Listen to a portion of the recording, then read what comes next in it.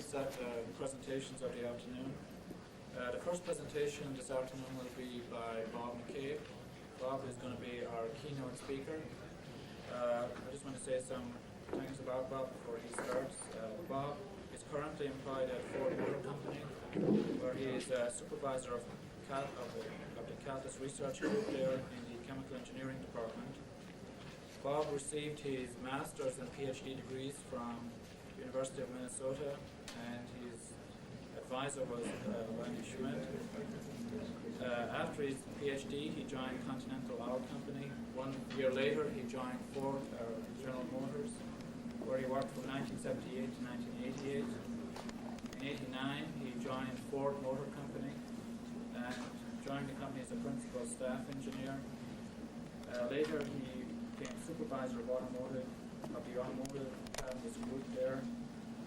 And Bob's current research interests are primarily catalyst durability and catalyst formulation. Bob is the author of 45 publications in the automotive catalyst area.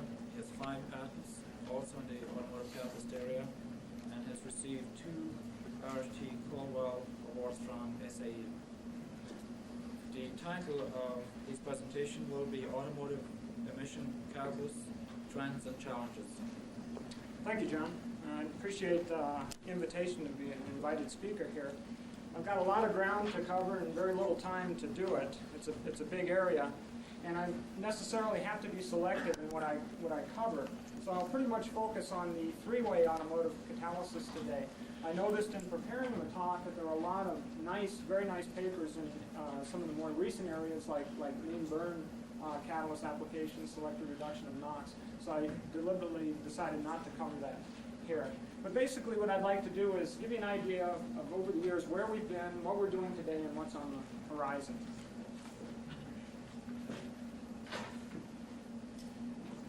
Pretty much have to start with a little bit of discussion of emission standards because they drive the whole topic of emissions automotive catalysis. This shows the progression of emission standards over the years in the United States. There have been a couple of watershed events here. The first was in 1975, where the hydrocarbon and CO emissions were dropped to levels that required oxidation catalysts, and that started the era of the oxidation catalyst. That was supplanted in around 1981, where the NOx standard went from about 2 to 1 grams per mile, which forced the introduction of the three-way catalyst, and that's pretty much where we've been ever since there, with just stricter and stricter standards. As you can see here, for the federal standards, there's even tighter standards expected out around the year 2004. But more than that, we're being driven more by events in Europe and also in California. Europe has a set of standards called Stage 1, Stage 2, and Stage 3. They operate on a combined hydrocarbon NOx emission standard. You can see, again, progressively sharp reductions in the allowed level of pollutants.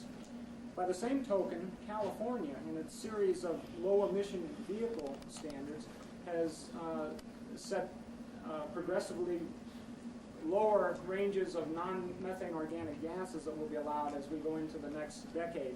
And these standards will have to be met on a fleet-wide basis with a fairly complicated phase-in program. But particularly challenging is this ultra-low emission vehicle standard, 0.04 grams per mile of hydrocarbon in NOx. And of course, those emissions are linked to particular driving cycles. The European cycle is shown up on top here. It's a fairly simple cycle. It's 3 repetitions of these first 3 accelerations up to steady state levels. There has been an additional part called the extra-urban driving part, simulating high-speed highway driving, that has been added, and I don't show that on this figure. But the standard European driving cycle is a fairly low-speed cycle with about a 30 mile per hour max speed. The U.S. federal cycle, on the other hand, is much more complicated. It's designed to simulate average urban driving. It consists of a cold bag phase, first 500 seconds, and a stabilized, sort of a warmed-up portion, a 10-minute soak, and then finally a repeat of the first phase, but now with a warm engine. This cycle gets up to somewhat higher speed, 55 miles per hour. But indeed, there are changes proposed even for the U.S. Federal cycle, as summarized here. These are referred to as bag 4, 5, and 6. They're fairly complicated. I don't want to get into the details, but the one that's may be particularly challenging and have the most implications for the catalyst is this one, bag 6, which involves very high speed. You get up to about 80 miles per hour, and also high accelerations, a number of wide open throttle accelerations here. What this implies for the catalyst is that the catalyst will be seeing much higher temperatures, because for one reason, one of the ways we keep the catalyst cool now is by overfueling, and this type cycle will effectively take that tool away from us.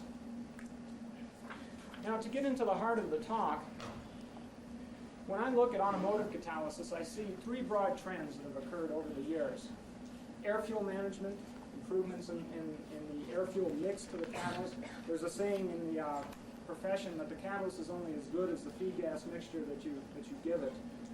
Catalyst formulation obviously is very important, and I'll touch on that. And then finally, cold start strategies, which particularly with the California standards coming up are becoming much more important. To start with the air fuel strategy, again, I'm sure all of you know this, but the three-way exhaust catalysis involves oxidation of hydrocarbons and CO and simultaneous reduction of NOx. And to carry out all three of these reactions simultaneously, we have to have a precise balance between the air and the fuel fed to the engine. And the way that's done, or at least the hardware, the setup is shown here. Basically, you've got your engine, you collect the exhaust in the exhaust pipe, you bring it down, you have an exhaust gas oxygen sensor, which normally is between the engine and the catalytic converter. Here's your catalytic converter. This is shown in what we would call an underfloor location. One of the trends now is to move that catalyst up closer to the engine. But anyway, the way the system works is that what we call the ego sensor indicates whether there is a shortage or excess of oxygen in the exhaust at any given instant. It feeds us that information back to the EEC, which is the electronic engine control unit, or the computer on the car, which adjusts the amount of fuel injected into the cylinders. And you go through these feedback loops on 1 to 2 hertz frequency. And of course, the way this plays out with respect to the catalyst is shown in the standard three-way conversion efficiency plot. It's sort of an obligatory plot for anybody giving a talk in this area. You can see here over on the lean side where we have excess oxygen, the NOx efficiency falls off very rapidly. On the other hand, on the rich side, hydrocarbon and CO fall off very rapidly. So we want to stay in this window where indicated by the hatched region, showing the 80% conversion window for all three species. And you can see that window is fairly narrow, only a couple tenths of an air-fuel ratio. Down below, I show the exhaust gas oxygen sensor response. And you can see here it's basically just a step change response. It's an on-off sensor basically. If you're lean, you get a low EMF out of it. Rich, you get a high signal. And over here, I sort of indicated what the fuel injection strategy might look like on a car. The red line here indicates normally the way your car works is if you go to a particular speed and load condition, there's a lookup table in the computer that says give me a certain amount of fuel, and that's the red line here. Then superimposed on top of that are the little perturbations that keep you into that air-fuel ratio window. And that this blue curve here then shows the ramping up on the injector. If you've got a low signal, you get a signal to ramp up on the injector until you switch, and then you get a jump back, and then you decrease on the fuel injection rate, and so forth over and over again. This is just one possible algorithm or control strategy. There's many others, and that's one area where a lot of gains have been made. Now, just for a little bit of historical perspective, where have we come in this whole area of air-fuel ratio control? If you look at the top part up here, what I've done is, this is a time sequence. Actually, you can go either way. But this is a short section of the FTP cycle where I show basically just the closed-loop air-fuel control fluctuations with a 1986 car. And you can see they're very big, plus or minus about 1 air-fuel ratio.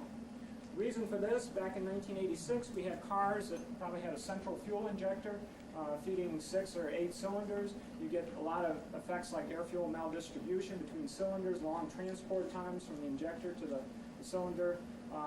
And so all that added up to very, what we would call sloppy control by today's standards.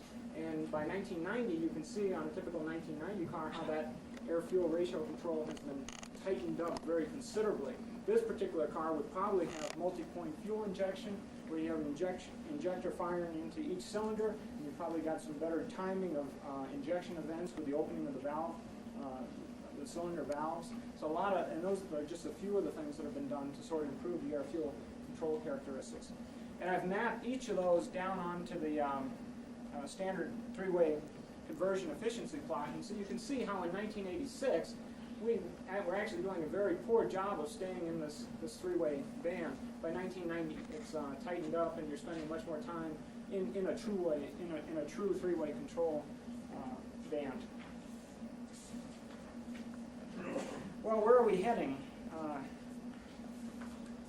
in this whole area of air-fuel control? I want to show this slide because what it is, it's a feedback control block diagram of a catalyst as part of the whole vehicle system.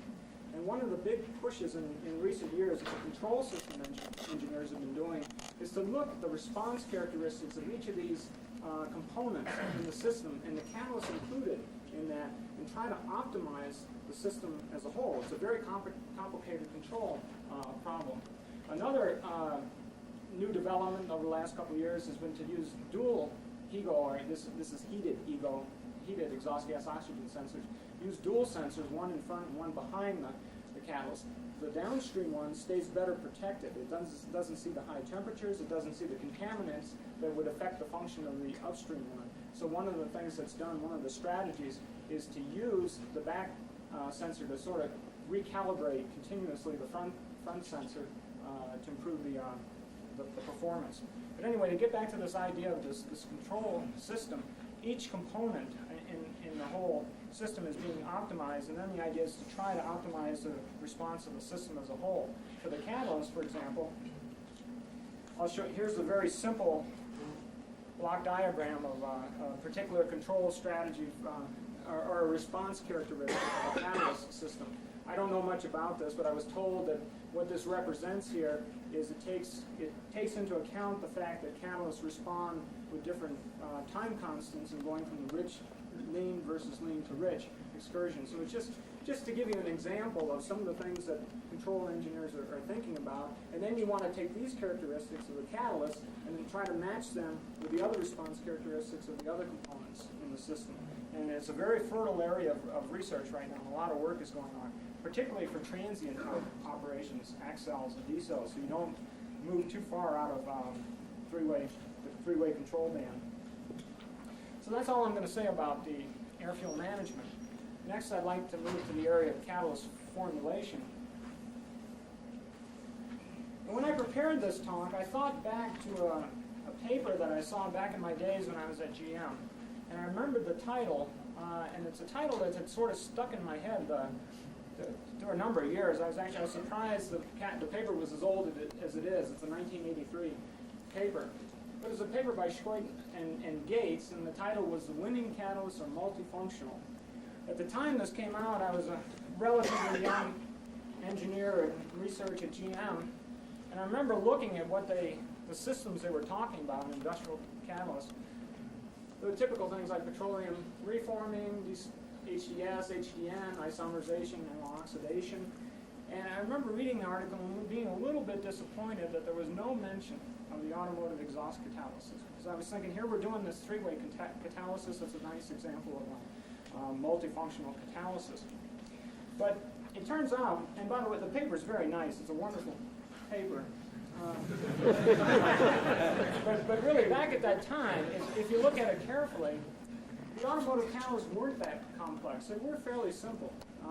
We were using basically platinum, rhodium, sometimes palladium, on alumina with some ceria thrown in, as indicated by this data by Kim. But there was no attempt to put particular metals in particular places or to do anything more sophisticated with the catalyst. And in fact, I think over the years, automotive catalysts have sort of gotten a reputation as being sort of a low-tech form of catalysis and not a very sophisticated type of catalysis. I'd like to correct, if anybody has that impression, I'd like to try to correct it today in my talk. But anyway, this paper I thought was significant because it does come from that same general time frame as the Gates and Short paper. And it shows here some work that Kim published showing the effect of adding about 3 weight percent ceria to a platinum, palladium, rhodium catalyst. And what I've drawn here is the NOCO crossover. The red here is the without any ceria, and then with the addition of the ceria, you can see how you get about a 20% increase in the crossover efficiency. So that was pretty much characteristic of where we were in the early 80s. The next big event in automotive catalysis occurred somewhere around the mid-80s, where the so-called high-tech catalyst came into prominence. And to my understanding, at least, there were 2 basic aspects of catalyst technology that defined the high-tech catalyst. And one of those was support stabilization, increasing the use of stabilizers of the alumina support. And here's just one of many possible examples I could have picked. This is some Johnson-Matthey work, but it shows the effect of change in surface area as a function of aging temperature for both an unstabilized alumina, where you see you get very big change, or actually this is a decrease in surface area. But if you add stabilizers to your alumina, such as ceria, in particular barium, you can get much better stabilization of the alumina. So that's one aspect of the high-tech catalyst.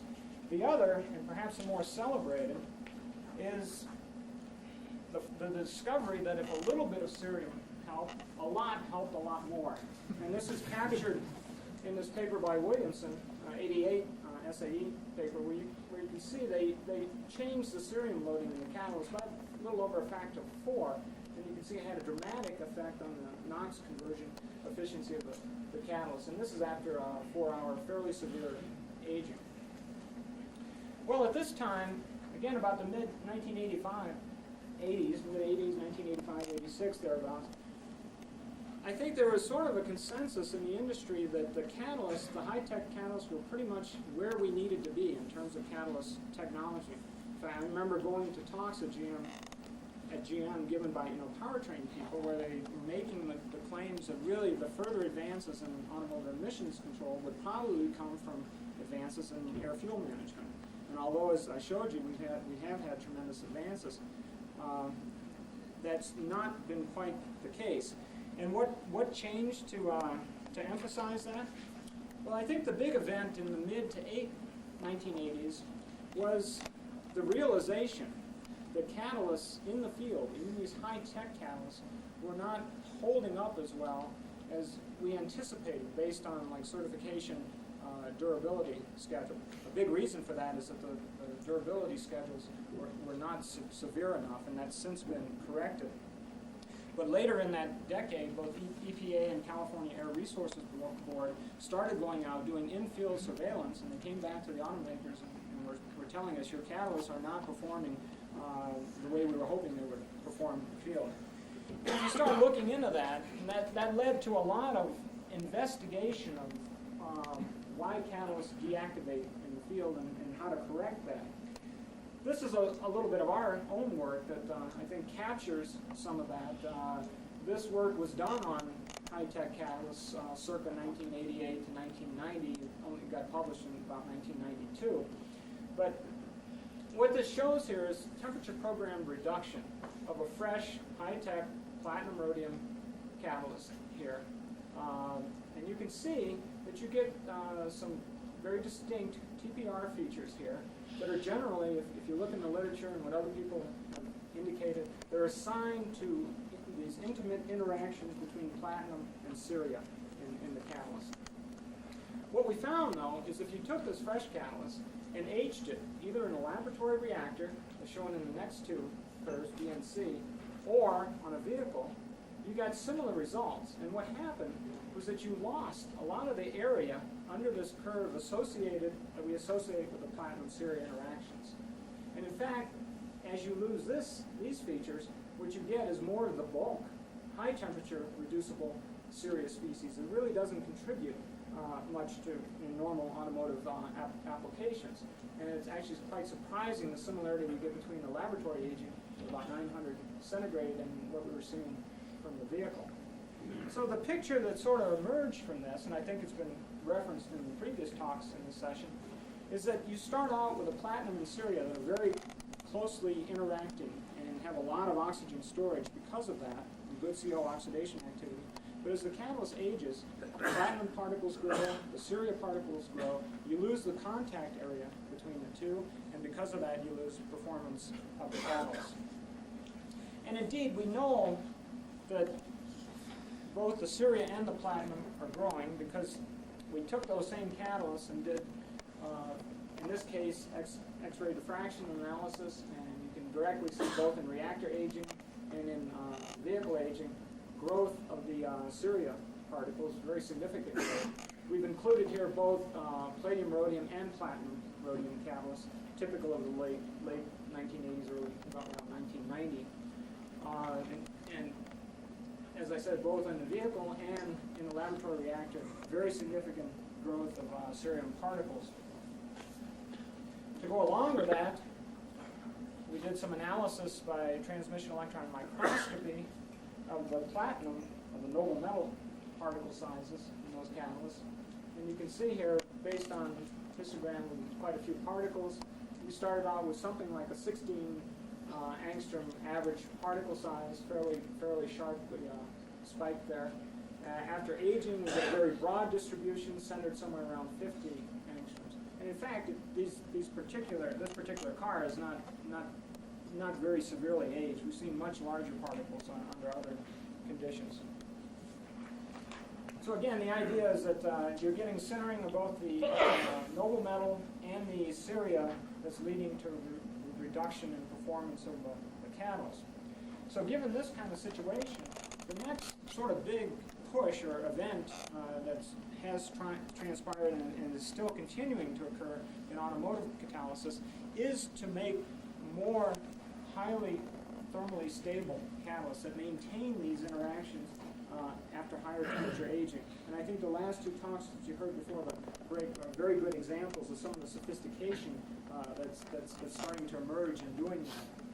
This is a slide is taken from a Japanese paper, and it shows the effect of stabilizing Syria with a component, a second metal oxide such as zirconia.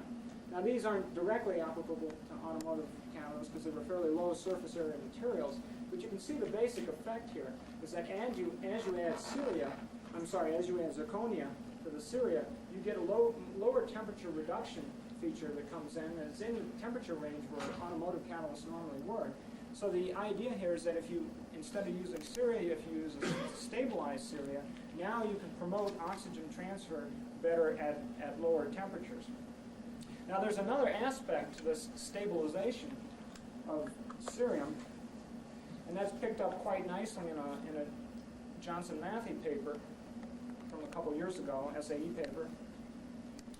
And what they showed, again, working with stabilized Syria, they don't mention a particular stabilizer that they use, but it's the same idea.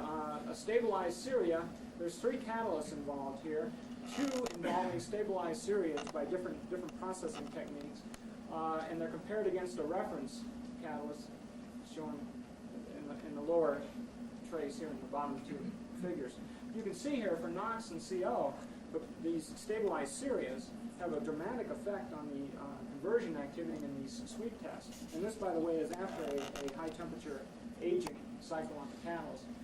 But the thing that I thought was most significant about the work is that the authors mentioned that they analyzed the particle size of the Syria after this aging treatment. And you can see for the unstabilized Syria, they were finding about 200 angstrom cerium oxide particles, whereas for the stabilized Syria, about 125 angstrom Syria particles. And if you recall, 125 angstrom here is about the starting Syria particle size that we were seeing in the previous high-tech base Syria containing catalysts.